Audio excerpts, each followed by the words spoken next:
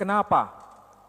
Al-Aqsa, Masjidil Aqsa, wilayah yang paling sakral itu menjadi sesuatu yang disebut dengan sebutan rebutan di antara agama-agama. Apa alasannya?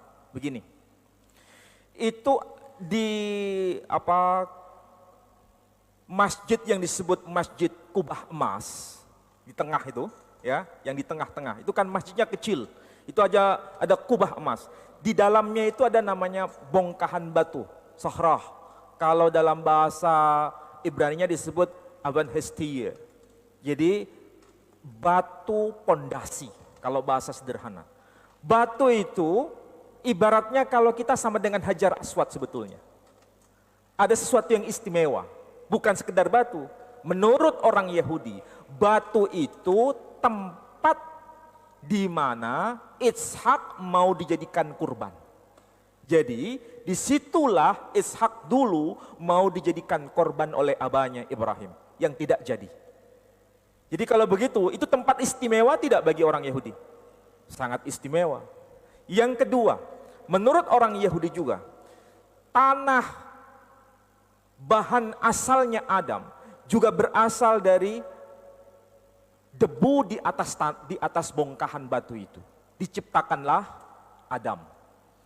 Yang ketiga, Yakub bermimpi ketika meletakkan kepalanya di atas bongkahan batu itu, bermimpi kemudian di situ dia melihat ada tangga menuju langit. Itu siapa yang mengatakan begitu? Bukan saya. Yang mengatakan itu adalah dokumen Midrash Yahudi sendiri. Midrash itu tafsirnya Yahudi. Berarti kesimpulannya tempat itu tempat istimewa atau tidak bagi orang Yahudi? Sangat istimewa. Makanya yang terakhir tempat itu kemudian menjadi letaknya tabut. Tabut itu semacam dalam Quran juga disebutkan itu tabut. Peninggalan keluarga Musa dan Harun. Ya, karena di situ tempat arah kiblatnya itu.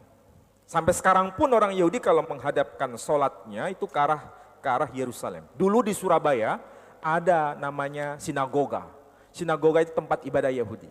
Itu arahnya waktu saya masuk ke sana itu tempatnya memang mengarah ke barat. Sama seperti kita, masjid juga menghadap ke barat. Itu kalau kita di sini. Tapi kalau di benua Amerika menghadapnya bukan ke barat tapi ke timur. Orang-orang kita, orang-orang Jawa yang dibawa oleh Belanda ke Suriname, sholatnya menghadap ke barat, dikiranya seperti di Jawa. Padahal seharusnya menghadap ke timur. Nah begitu, itu kiblat namanya. Nah kalau itu disebut kiblat berarti istimewa. Bedanya begini, kita ini punya dua kiblat. Kiblat yang pertama ya kiblat itu di Yerusalem itu, kiblat yang kedua di Mekah. Orang Yahudi menganggap itu kiblat terus di situ, tidak berpindah. Hanya